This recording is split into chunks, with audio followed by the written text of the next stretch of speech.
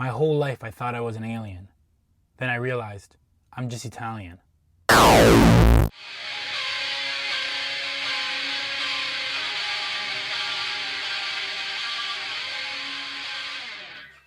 As far back as I can remember, I never felt like I fit in. And I don't mean that in some, I'm different, I'm not like other guys. I mean that in the sense that I could never fully connect with people. I always felt like I was weird, like there was something inherently wrong with me. To give you some perspective, I'm an immigrant from Italy. I came to Canada when I was 5 years old. So I grew up since the age of 5 until now, I'm 21, in Canada, in Toronto. And so for the longest time I thought, okay, people don't like me because there is something wrong with me. I'm lacking in something. My parents made sure to teach me that if I want something, I have to get it myself. And now I respect them a lot for this. When I was a kid, I was super angry about this. It frustrated me a lot. I get all my shoes from Payless. I didn't have a phone until I was 16. I had a PS3 instead of a PS4. I never had a DS. And even when I was a teenager, these thoughts persisted. As my parents didn't give me money to go out, right? I never dressed cool. My clothes didn't really fit me. I thought I needed to attain physical things to be valued. But these physical things were just an excuse for an emotional void I had. So I kept looking for different things to blame my misery on. I thought, okay, I'm too skinny. Let me get jacked and people will respect me, right? So I started working out, and I'm not, Arnold Schwarzenegger or Rossi Fit, shout out Rossi Fit. I got a little bit of muscle, I look good, right? And yeah, it made me feel better about myself. I'm happy about how I look. That feeling still didn't go away. I thought, okay, I don't have any money. So I started running my business. I started working a bunch of jobs, and I'm not rich or anything, but I take care of myself. I can, handle myself. And it didn't go away. I thought, okay, I don't dress well enough, right? So I started really getting into fashion, and I got into vintage clothes, and I started dressing well. And having the thought that, okay, if I just attain this thing, if I get to this part of this mountain, I won't have this feeling anymore. It kept going until last year I went to this party. I remember I had a haircut. I looked really good that day. I felt good. I was dressing good, all this stuff. I had all these things in my head that I thought if I just had these things, I'd feel good. But I felt so meaningless. And this time it was so much worse because I didn't have that excuse that, I just need to get this thing. I just need to be this. And it really made me depressed. At the same party, I met this guy who had an Audi A7. Now, if you can't tell, I'm a car salesman, right? This is not my S63, but this guy had an A7 that he could not afford. I know he couldn't afford it. And I'm like, this guy's got a really nice car. Why? You don't need this fucking car. You don't need to make these giant payments. For the monthly payment he pays on that car, he could just buy out a car outright. But he got it because he felt the same way I felt. Right? He felt that he's not enough until he has this cool car. And so I just felt devoid. I felt meaningless. I felt like I had no value as a person because it didn't matter what I did. It doesn't matter how much money I have or how big my muscles are or how handsome I am. No one cares about me. That's how I felt. I wrote in my journal that day this statement. Just got home from a party. I'm still zoiked. I hate myself because I feel like everyone hates me. It's like there's something wrong with me that everyone else can see but me. What the heck is it? It's like no one cares about my existence. I'm nothing to these people. If I had more money, would they like me? If I had more followers? What is it? What's wrong with me? When I was a teenager, I made it my life goal to go out every single day. During COVID, during school, didn't matter. I would go out basically every single day. I'd go on bike rides all the time. Me and my friends would go to abandoned buildings, just, stupid teenager things. And I tried so many different things when I was a teenager because I grew up in the city. I don't feel like I belonged here. I don't understand what it was. I'm missing something. So I went out seeking this thing, this intangible thing that I could not figure out what it was that I'm missing. And then last year, I went on this solo trip to Italy. And I'm gonna make a separate video about that trip, but it's only when I went to Italy, I realized I'm just not supposed to be here. I'm nothing like you motherfuckers. I realized I'm just not in a place where I belong. And I'm not some negative Nancy. I'm not someone that thinks the grass is greener on the other side. And I try to be a really positive person, no matter what the situation is that I'm in. But there's something so freeing in realizing you're in the wrong place.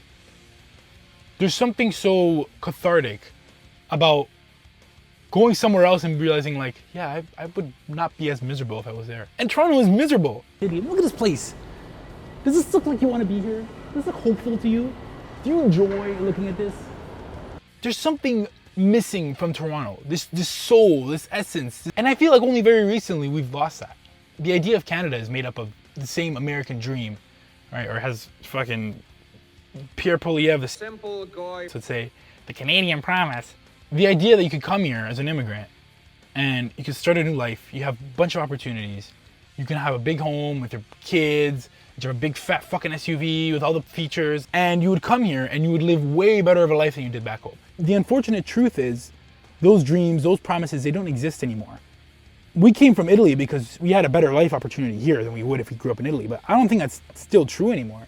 And those positives of the opportunities outweigh everything. You come to this country, you lose your culture, you lose what makes you you, but you gain so much more in opportunities.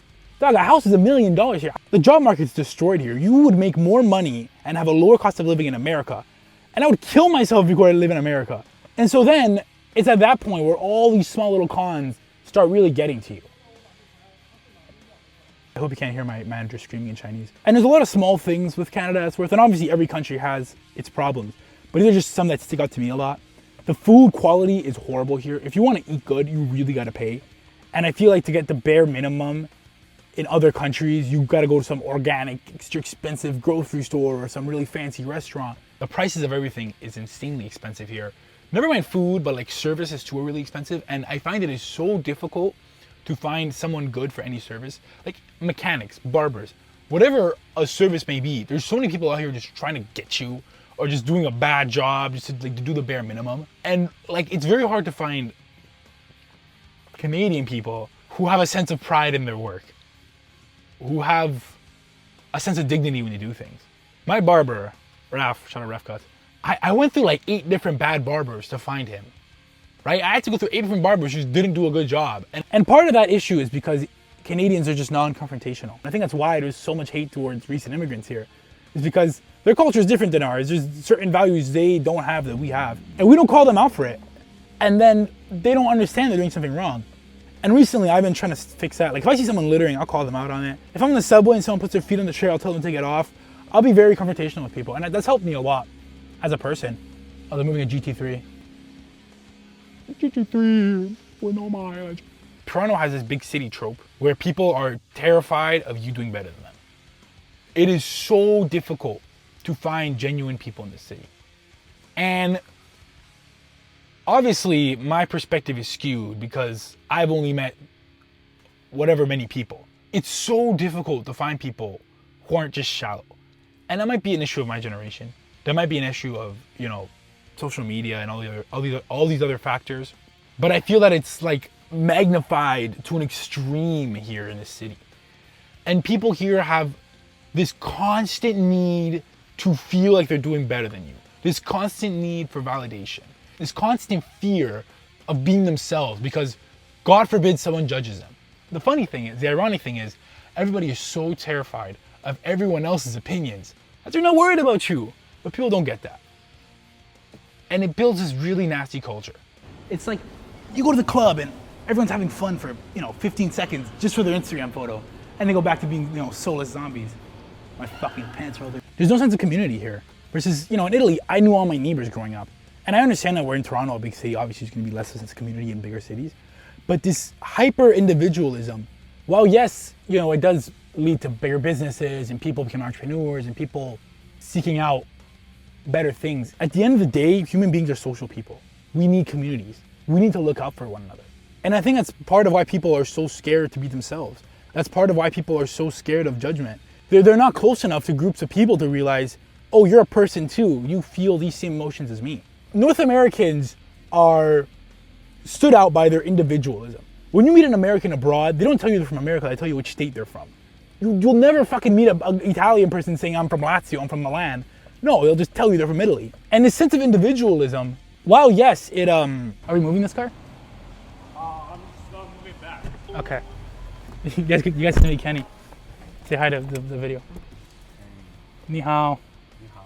Yeah, he's my chauffeur. I think this one has a massage seats in the back, but I'm too lazy to find them. I don't like them that much. I tried them for the first time. They're like, it's like a mole massage chair. Yeah. I thought it'd be like some crazy massage, but... Yeah, but more like someone used finger to touch your back. Yeah, okay, we're back.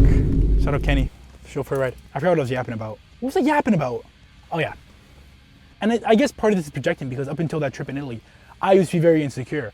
I used to really not feel like I was enough for myself. And it's only after I did that I realized the best way to go about life is to just truly be yourself. And even in the summer, even the nicest day in Toronto, I don't feel like I love being here. And I've never felt that way here. It's not like the worst place in the world, right? But I feel like I've done everything I want to do here. Everything I need to do here, I've done it in Toronto. But you ever played a PlayStation game and you get the platinum medal and then you keep playing it afterwards and it's just not the same? I got the platinum medal here. I feel like I've done everything I want to do in Toronto. Maybe Toronto is a metaphor for change. I want to change in my life. I want to, grow into something new, a new chapter. And I feel like I can't do that here. I've gone all the cool restaurants and all the hidden spots and all the parks, and I've done everything you can want to do here. This place just feels empty.